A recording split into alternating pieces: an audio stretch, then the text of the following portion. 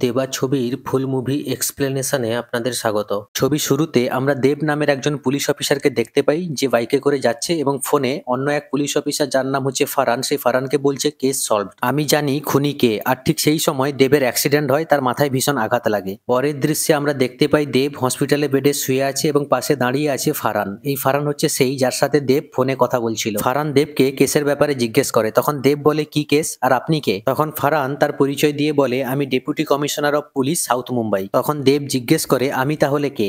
আসলে মাথায় আঘাত লাগার পর দেবের মেমোরি লস হয়েছে। এরপর ফ্ল্যাশব্যাকে আমরা দেখতে পাই দেবের বোনের সাথে ফারহানের বিয়ে হচ্ছে। ওই বিয়েতে পুলিশ ডিপার্টমেন্টের একজন কনস্টেবলও এসেছেন। ওই কনস্টেবলকে দেব প্রভাত যাদবের ব্যাপারে জিজ্ঞেস করে। আসলে প্রভাত যাদব হচ্ছে একজন টেররিস্ট, যাকে ধরার জন্য মুম্বাইতে রেড অ্যালার্ট জারি করা হয়েছে। ওই বিয়ের অনুষ্ঠানে কনস্টেবলের মেয়ে দিয়াও এসেছে। দিয়ার সাথে দেবের পরিচয় হয় এবং ধীরে ধীরে একটা বন্ধুত্বের সম্পর্ক গড়ে ওঠে। অন্যদিকে আমরা দেবের একজন বন্ধু রোহানকে দেখতে পাই। এই রোহানও পুলিশ অফিসার। যেহেতু মুম্বাইতে রেড অ্যালার্ট জারি করা হয়েছে এবং গাড়ি গাড়ি তল্লাশি চলছে, তাই দেবের বোনের বিয়েতে আসতে পারেনি রোহান। বিয়ের অনুষ্ঠান শেষ করে দেব ওই জায়গায় আসে যেখানে রোহানের ডিউটি পড়েছিল। সেখানে এসে দেব দেখতে পায় রোহানের সাথে একজন মিনিস্টারের বচসা চলছে। ওই মিনিস্টারকে রোহান বলে গাড়ির ডিকি খুলতে, কারণ সে গাড়ি তল্লাশি করবে। যেটা শোনার পর মিনিস্টার রোহানকে বলে তুই জানিস আমি কে? ওই মিনিস্টার রোহানকে যাচ্ছাতাভাবে অপমান করেন এবং তিনি আরো বলেন যদি গাড়ি চেক করার এতই শখ তাহলে আমার বাড়ি এসে গাড়ি চেক করে যা। এই কথাগুলো দেব দাঁড়িয়ে দাঁড়িয়ে শুনছিল। ওই মিনিস্টার ওখান থেকে চলে যাওয়ার পর দেব রোহানকে তার বাইকে বসিয়ে ওই মিনিস্টারের বাড়ি নিয়ে যায়। মিনিস্টারের বাড়ি পৌঁছানোর পর দেব ওই মিনিস্টারের চাঙ্গু মাঙ্গুকে বেদম পেটায়। আর ওই মিনিস্টারের গাড়ি নিয়ে দেব এবং রোহান সোজা থানায় চলে আসে। এরপরে আমরা জানতে পারি দেব এবং রোহান যে শুধুমাত্র ভালো বন্ধু তা কিন্তু একেবারে নয়। এই রোহান দেবকে তার আইডিয়াল মনে করে এবং দেবের মতোই সে অনেস্ট পুলিশ অফিসার হতে চায়। অন্যদিকে প্রভাত যাদবের সন্ধান পায় পুলিশ। পুলিশ যখন ওই লোকেশনে গিয়ে পৌঁছায় সেখানে একটা বড় ব্লাস্ট হয়। ওই ব্লাস্টে দুজন কনস্টেবল মারা যায় এবং তিনজন আহত। আহতদের মধ্যে দিয়ার বাবাও রয়েছে। এই বোম ব্লাস্ট করিয়েছিল প্রভাত যাদব, তারপরে সে সেখান থেকে পালিয়ে যায়। এরপর হাসপাতালে দিয়া তার বাবাকে দেখতে যায় আর সেখানে সে দেবাকে বলে এটা কি করে সম্ভব। প্রভাত যাদব প্রত্যেকবারে জানতে পেয়ে যায় যে পুলিশ তাদেরকে ধরতে যাচ্ছে, হয়তো তোমাদের ডিপার্টমেন্টে এমন কেউ আছে যে প্রভাত যাদবকে খবর দেয়। পরের দিন আবারও প্রভাত যাদবের খবর পায় পুলিশ, আর এবারে পুলিশ অনেক দলবল নিয়ে সেখানে পৌঁছে যায়। আর ঠিক সেই সময় ওই এলাকার সাধারণ মানুষ পুলিশের উপর অ্যাটাক শুরু করে দেয়। আর এই সুবাদে প্রভাত যাদব একটা গাড়িতে ব্লাস্ট করে সেখান থেকে পালিয়ে যাওয়ার চেষ্টা করে, যেটা দেখে ফেলে রোহান এবং প্রভাত যাদবের পিছনে ধাওয়া করতে শুরু করে। আর ওদিকে দেব একের পর এক লোককে শুট করা শুরু করে। প্রভাত যাদব রোহানকে বাগে পেয়ে তাকে বেধড়ক মারতে শুরু করে। প্রভাত যাদব রোহানকে গুলি করতে যাবে, ঠিক এমন সময় পিছন থেকে দেব প্রভাত যাদবের মাথায় গুলি করে আর প্রভাত যাদব সেইখানে সঙ্গে সঙ্গে মারা যায়। এরপর দেব রোহানের হাতে বন্দুক ধরিয়ে দিয়ে বলে একে আমি নয় তুই খুন করেছিস, এতে পুলিশ প্রশাসনে তোর প্রশংসা হবে।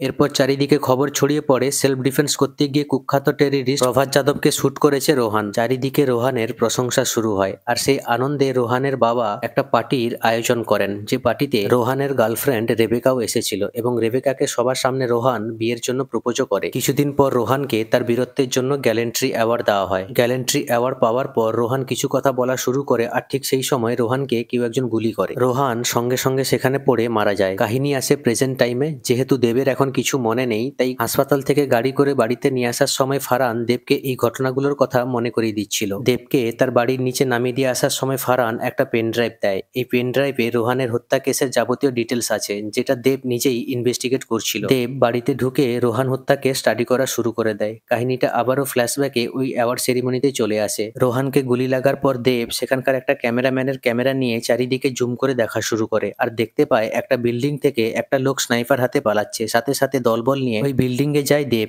কিন্তু কাউকেই দেখতে পায় না সে। পরের দিন দেব ফারহানকে বলে এই কেসটা আমি একাই হ্যান্ডেল করব, কিন্তু আমার ফুল ফ্রিডম লাগবে। ফারহানও রাজি হয়ে যায়। ইনভেস্টিগেশন শুরু হয়। সেদিন স্নাইপার হাতে যে লোকটাকে দেব দেখেছিল তার স্কেচ বানিয়ে নেয়। প্রথমে প্রভাত যাদবের বাকি বেঁচে থাকা সাথীদের উপর দেবের সন্দেহ হয়, তাই প্রভাত যাদবের সেকেন্ড ম্যান বান্টিকে খোঁজা শুরু করে তারা। বান্টিকে পাওয়ার পর স্কেচ দেখিয়ে দেব বান্টিকে ওই লোকটার সম্বন্ধে জিজ্ঞেস করে, কিন্তু বান্টি বলে আমি একে চিনি না। তখন দেব বান্টিকে প্রচুর মারে। সেই সময় বান্টির স্ত্রী সেখানে এসে দেবকে বান্টিকে ছেড়ে দেওয়ার কথা বলে। দেব বলে চুপ করে থাক। বান্টির স্ত্রী চুপ না করলে দেব বান্টির স্ত্রীর মুখে বন্দুক ঢুকিয়ে দেয়, কিন্তু গুলি চালায় না। তখন বাকি পুলিশ অফিসাররা দেবকে নিয়ে সেখান থেকে চলে আসে। এরপর তারা আসে একটা বৃদ্ধ দম্পতির বাড়িতে। যে বিল্ডিং থেকে গুলি চালানো হয়েছিল এই বৃদ্ধ দম্পতির বাড়ি তার পাশের বিল্ডিং এ। যেদিন রোহান মারা গিয়েছিল তার আগের দিন ওই বিল্ডিং এর সামনে একটা সবুজ কালারের এসইউভি গাড়ি দেখেছিল ওই বৃদ্ধা মহিলা।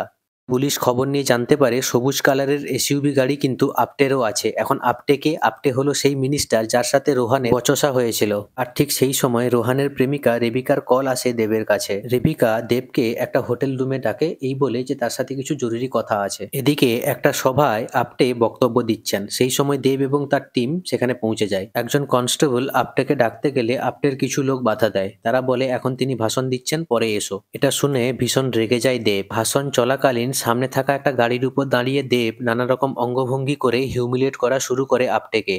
সেদিন সন্ধ্যার সময় দেবকে ডেকে পাঠায় ফারহান আর বলে তুমি আপটের সভাতে গিয়ে তাকে হিউমিলেট করেছো, 3 সপ্তাহ ধরে এই কেসে তদন্ত করছো কিন্তু এখনো পর্যন্ত কোনো লিড জোগাড় করতে পারোনি। উপর মহল থেকে তোমার সাসপেন্ডের প্রেসার আসছে, এবারে হয়তো আমি তোমাকে আর বাঁচাতে পারবো না। দেব সেখান থেকে চলে যায় আর 50 মিনিট পর ফারহানকে কল করে জানায় আমি জানি খুনি কে। অর্থাৎ ছবির শুরুতে যে সিনটা দেখানো হয়েছিল। কাহিনী আসে প্রেজেন্ট সময়ে। ফারহান দেবকে বলে সেদিনকে তোকে যেখানে ডেকে পাঠিয়েছিলাম সেখান থেকে অ্যাক্সিডেন্ট স্পটের দূরত্ব মাত্র 30 মিনিট, কিন্তু তোর ফোন এসেছিল 50 মিনিট পর। তার মানে মাঝখানে 20 মিনিট তুই কোথাও না কোথাও এমন জায়গায় গিয়েছিলি যেখান থেকে তুই এমন লিড পেয়েছিলি যার জন্য খুনিকে তুই ধরতে পেরেছিলি। ফারহান দেবকে বলে তুই যেহেতু এই কেসটা একবার সলভ করেছিলি তার মানে আবারও পারবি। আর এরপর ফারহান দেবকে গাড়িতে করে নিয়ে এসে তার বাড়ির সামনে ছেড়ে চলে যায়। ফারহান চলে যাওয়ার পর সেখানে বান্টির লোকেরা দেবের উপর অ্যাটাক করা শুরু করে দেয়, কিন্তু দেব তাদের সবাইকে সেখান থেকে মেরে তাড়িয়ে দেয়। ঘরে ঢুকে দেব চিন্তায় পড়ে কিভাবে সে কেসটা সমাধান করবে। আর সেই সময় দিয়া আসে দেবের বাড়িতে। দেব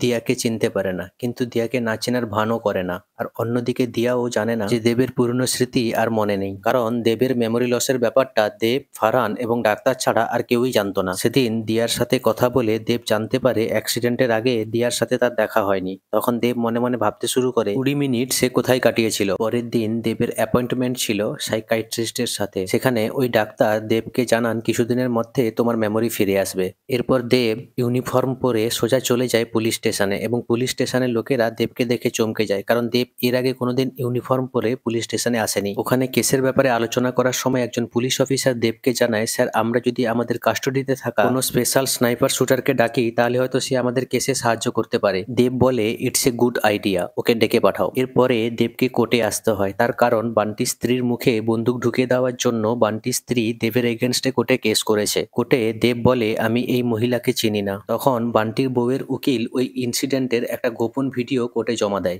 যে ভিডিওতে স্পষ্ট দেখা যাচ্ছে দেব বান্টির বউয়ের মুখে বন্দুক ঢুকিয়েছিল। তখন দেবের উকিল কোর্টে বলে আমার ক্লায়েন্টের অ্যাক্সিডেন্ট হয়েছিল, সে এখনো পুরোপুরি সুস্থ হয়ে ওঠেনি। তখন কোর্ট দেবকে 2 মাসের সময় দেয়। এর পরের দৃশ্যে আমরা দেব এবং দিয়াকে একটা নাইট ক্লাবে দেখতে পাই। নাইট ক্লাবে দিয়ার সাথে কথা বলার সময় দেব রাস্তায় লক্ষ্য করে একটা ব্লু কালারের গাড়ি যখন ইয়েলো কালারের লাইটের নিচ দিয়ে যাচ্ছিল তখন ওই গাড়িটার রং সবুজ বলে মনে হচ্ছিল।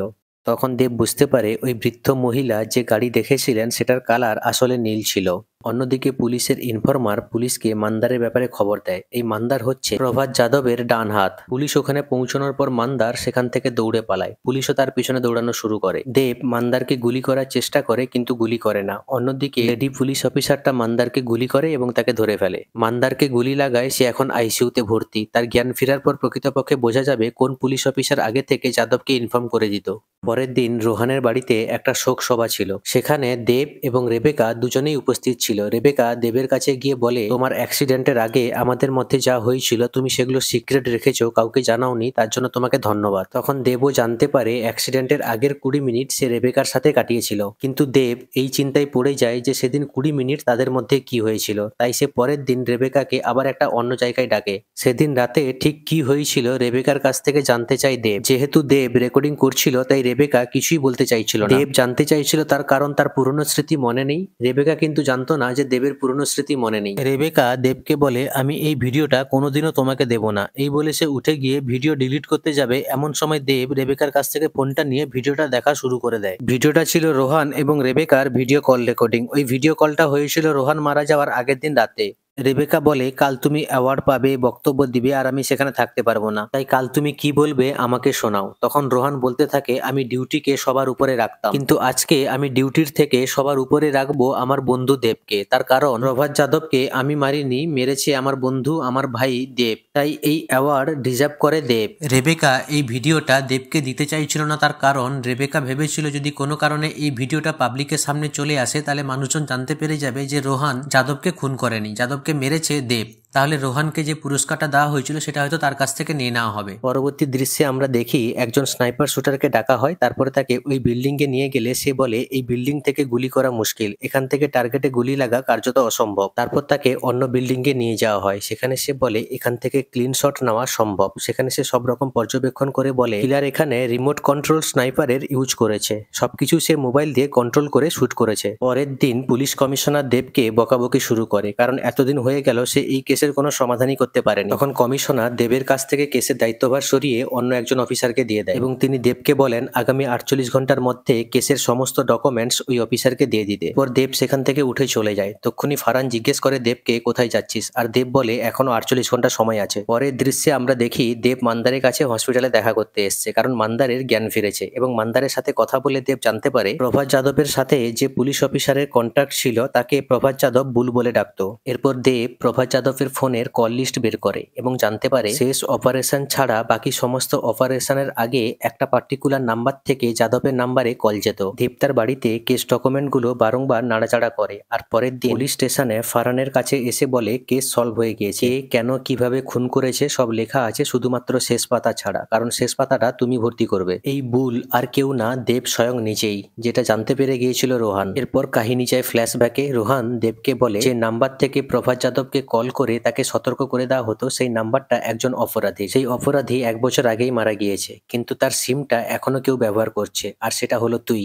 কারণ শেষ অপারেশনের আগে বাকি যে সমস্ত অপারেশন হয়েছিল সে সমস্ত অপারেশনের আগে যে সমস্ত লোকেশন থেকে ওই অপরাধীর সিম ইউজ করে প্রভাত যাদবকে কল করা হয়েছিল সেই সমস্ত লোকেশনে একমাত্র কমন পুলিশ অফিসার হচ্ছে তুই। এরপর দেব তার ছোটবেলার একটা ঘটনা শোনায়। দেব বলে ছোটবেলায় তার বাবা তাকে প্রচুর মারতো, একদিন এমন মেরেছিল যে তার পা ভেঙে গিয়েছিল। কোনো রকম করে সে হাসপাতালে পৌঁছেছিল, কিন্তু হাসপাতালে বিল পে করার মতো কেউ ছিল না। সেই সময় প্রভাত যাদব তার সমস্ত বিল পে করেছিল, তাই প্রভাত যাদবের প্রতি সে লয়াল ছিল। দেব রোহানকে আরো বলে আমি দিয়ার সাথে নতুন জীবন শুরু করতে চলেছি, যা হয়েছে তুই ভুলে যা। রোহান দেবকে বলে যে বোম ব্লাস্ট হয়েছিল সেই বোম ব্লাস্টে দিয়ার বাবা আহত হয়েছিলেন, তিনি আর কোনোদিন হাঁটতে পারবেন না। দেব বলে সেই জন্যই শেষ অপারেশনের আগে তাকে কল করে সাবধান করিনি এবং গুলিটা আমিই করেছিলাম। তখন রোহান বলে তুই প্রভাত যাদবকে এই জন্য গুলি মেরেছিলি কারণ তুই জানিস প্রভাত যাদব যদি ধরা পড়ে যায় তাহলে তোর ভান্ডা ফুটে যাবে। রোহান আরো বলে যেদিনকে পুরস্কার দেওয়া হবে সেদিন সবার সামনে আমি তোর মুখোশটা খুলে দিব। কাহিনী আসে প্রেজেন্ট টাইমে। দেব ফারহানকে বলে ওই অ্যাক্সিডেন্টের দিন আমি কিলারের নাম বলেছিলাম। দেব সেদিনকে কলে ফারহানকে বলেছিল কেস সলভ হয়ে গিয়েছে, আমি রোহানকে খুন করেছি, কিন্তু ফারহান অ্যাক্সিডেন্টের পর দেবকে জানিয়েছিল না যে দেব নিজেই খুনটা করেছিল, কারণ ফারহান এটা তো জানতো যে দেব খুন করেছে, কিন্তু কেন খুন করেছে কিভাবে খুন করেছে সেটা জানতো না। সেটা জানার জন্য দেবকেই আবার নিজে কাজে লাগিয়েছিল ফারহান। এরপর ফ্ল্যাশব্যাকে ওই অ্যাওয়ার্ড সেরিমনির আগের দিন রাত্রের ঘটনা দেখানো হয়। দেব আগের দিন রাত্রে বন্দুক সেট করে রেখেছিল এবং পরের দিন অর্থাৎ পুরস্কারের দিন মোবাইলের মাধ্যমে অপারেট করে গুলি চালিয়েছিল দেব। রোহান মারা যাওয়ার পর দেব যে কেসটা নিজের হাতে তুলে নিয়েছিল তার কারণ হচ্ছে কেসটাকে সে ভুল পথে চালিত করতে চেয়েছিল। বিল্ডিং এ লোক দেখতে পাওয়া এবং সেই লোকের স্কেচ বানিয়ে নিয়ে কেসটাকে ভুল পথে চালিত করতে চেয়েছিল দেব। যে বন্দুক থেকে গুলি চলেছিল সেই বন্দুকটাকে পাটফাট করে দেব তার নিজের ঘরের মধ্যে লুকিয়ে রেখেছিল। ভুল পথে যখন দেব ইনভেস্টিগেশন চালাচ্ছিল ঠিক সেই সময় রেবেকা একদিন দেবকে ডেকে পাঠায় হোটেল রুমে এবং দেবকে ওই ভিডিও কল রেকর্ডিংটা দেখিয়েছিল যেখানে রোহান বলছিল আমি সবসময় ডিউটিকে উপরে রাখতাম, কিন্তু আজ আমি ডিউটিকে নয় আমার বন্ধুকে উপরে রাখবো, কারণ যাদবকে আমি মারিনি, মেরেছে আমার বন্ধু দেব, তাই এই অ্যাওয়ার্ডটা দেব ডিজার্ভ করে। এই ভিডিও দেখে দেব বুঝতে পারে যে রোহান তাকে ফাঁসাতো না বরং তাকেই হিরো বানাতো সবার সামনে। এরপরে দেব তার নিজের দোষ স্বীকার করার কথা ভাবে, তাই ফারহানকে কল করে দেব বলেছিল কেস সলভড, আমি জানি কিলার কে, খুনটা আমিই করেছিলাম। ঠিক সেই সময় দেবের অ্যাক্সিডেন্টটা হয়েছিল। এরপর আমরা মুভির লাস্ট সিনে দেখতে পাই দেব জেলের মধ্যে বন্দী। ওই জেলের মধ্যে পুলিশ এবং কিছু অপরাধীদের মধ্যে মারপিট শুরু হয়ে যায়, আর ঠিক সেই সময় দেব সেখানে আসে এবং নিজে অপরাধী হওয়ার সত্ত্বেও বাকি অপরাধীদের মারতে শুরু করে। তার মানে দেবের মধ্যে পুলিশ সত্তাটা জেগে উঠেছিল এবং এখানেই ছবিটা শেষ হয়ে যায়। এই এক্সপ্লেনেশন ভিডিওটা কেমন লাগলো কমেন্ট করে জানাতে ভুলবে না।